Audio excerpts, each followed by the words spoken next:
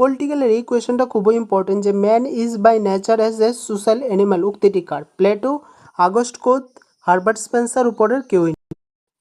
So hello students, welcome back to my channel. তো আজকে আমি তোমাদের 2016-এর যে ত্রিপুরা টেট পেপার 2 কোয়েশনটা রয়েছে তার মধ্যে যে পলিটিক্যাল পার্ট রয়েছে, পলিটিক্যাল পার্ট থেকে টোটাল 15টা কোয়েশন সম্পর্কে আমি এই ভিডিওতে আলোচনা করব। তো ভিডিওটা অবশ্যই লাস্ট পর্যন্ত দেখবে। তাহলে চলো বেশি দেরি না করে ভিডিওটা শুরু করা যাক। Man is by nature a social animal. Who said this? Man is by nature a social animal. উক্তিটি কার? অপশন রয়েছে প্লেটো, আগস্ট কুথ বা আগস্ট কমটি, হার্বার্ট স্পেন্সার, উপরে কেউই নয়। তো এক্ষেত্রে যে কারেক্ট আনসারটা হবে সেটা হবে আমার অপশন নাম্বার ডি, উপরের কেউই নয়। ঠিক আছে, নেক্সট যে কোয়েশনটা রয়েছে, who proposed the preamble before the drafting committee of the constitution? ভারতের সংবিধানের খসড়া কমিটির কাছে সংবিধান প্রস্তাবনাকে কে উপস্থাপন করেন? অপশনগুলো রয়েছে ডক্টর বি আর আম্বেদকর, কে এম মুন্সি, জওহরলাল নেহেরু, উপরে কেউই নয়। তো এক্ষেত্রে যে কারেক্ট আনসারটা হবে সেটা হবে আমার option number C, Jawaharlal Nehru.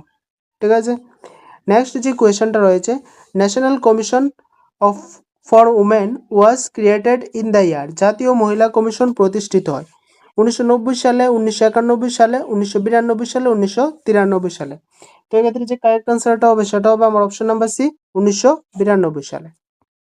Next যে কোয়েশনটা রয়েছে, the union cabinet is responsible to the? কেন্দ্রীয় ক্যাবিনেট দায়িত্বশীল থাকে।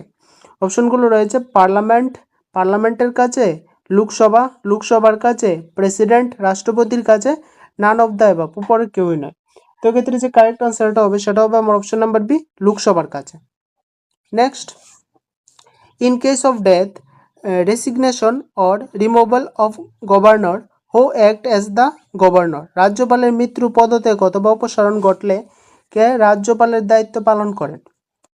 অপশনগুলো রয়েছে দ্য চিফ সেক্রেটারি, মুখ্য সচিব, the chief justice of high court, হাইকোর্টের প্রধান বিচারপতি, the speaker of the state assembly, বিধানসভার অধ্যক্ষ, নান অফ দেম, উপরে কেউই নয়।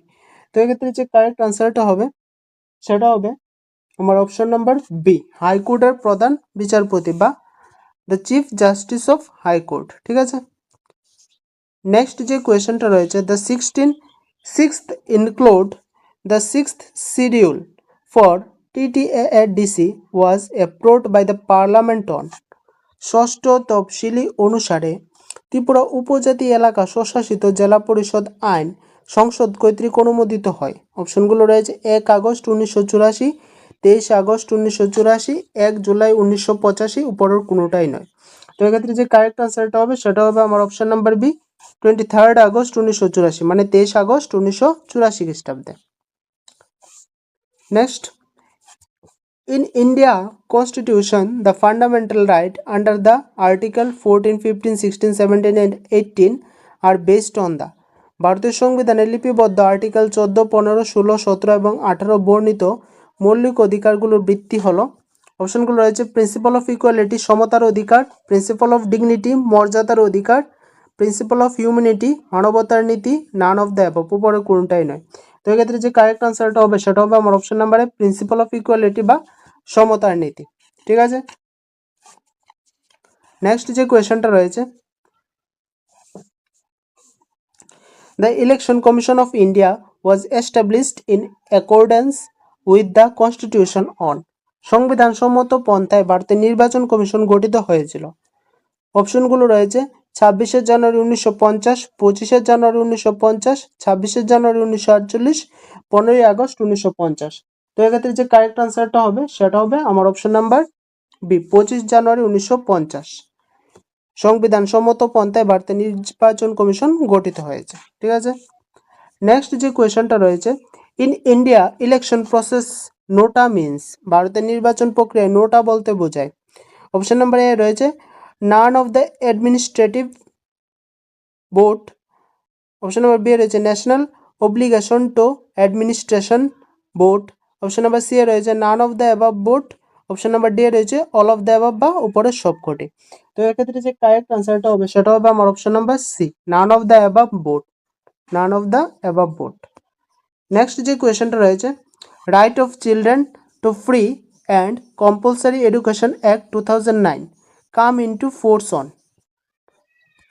History, Right of Children to Free and Compulsory Education Act 2009 কার্যকর হয়েছিল 1 এপ্রিল 2011, তারপর অপশন রয়েছে 1 April 2010, 1 April 2009, 1 April 2009, naan of the above. তো এক্ষেত্রে যে কারেক্ট আনসারটা হবে সেটা কি হবে?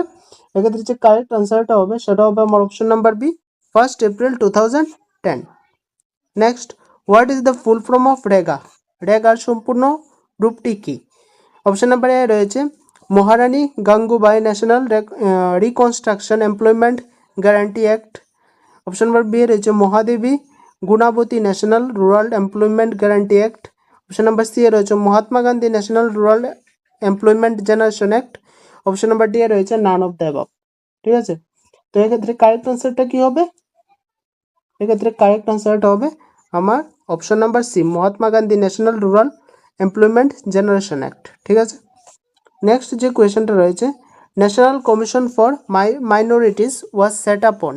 ন্যাশনাল কমিশন ফর মাইনরিটিস কবে গঠিত হয়? তো এখানে অপশনে রয়েছে 17 মে 1993, তারপর রয়েছে 17 মে 1998, 17 জানুয়ারি 1950, নান অফ দ্য অ্যাবাভ।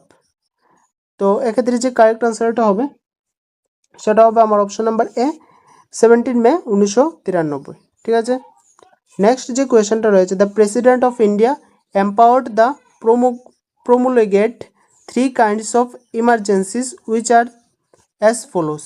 ঠিক আছে, ভারতের রাষ্ট্রপতি যে 3 প্রকারের জরুরি অবস্থা ঘোষণা করার ক্ষমতা রয়েছে সেগুলো হলো national emergency, political emergency and financial emergency, মানে জাতীয় জরুরি অবস্থা, রাজনৈতিক জরুরি অবস্থা, অর্থনৈতিক জরুরি অবস্থা। অপশন নাম্বার বি এ রয়েছে, একটু দাঁড়াও, অপশন নাম্বার বি এ রয়েছে national emergency, culture emergency and financial emergency. জাতীয় জরুরি অবস্থা, সাংস্কৃতিক জরুরি অবস্থা এবং অর্থনৈতিক জরুরি অবস্থা। অপশন নাম্বার সি এ রয়েছে national emergency, state emergency, financial emergency. জাতীয় জরুরি অবস্থা, রাজ্যস্তরীয় জরুরি অবস্থা, অর্থনৈতিক জরুরি অবস্থা। অপশন নাম্বার ডি এ রয়েছে নান অফ দ্য অ্যাবাভ। তো এক্ষেত্রে যে কারেক্ট আনসারটা হবে সেটা হবে আমার, সেটা কি হবে? ভারতের রাষ্ট্রপতি যে 3 ধরনের জরুরি অবস্থা জারি করতে পারে, তো এক্ষেত্রে যে কারেক্ট আনসারটা হবে সেটা হবে অপশন নাম্বার সি, জাতীয় জরুরি অবস্থা, রাজ্য স্তরের জরুরি অবস্থা আর অর্থনৈতিক জরুরি অবস্থা।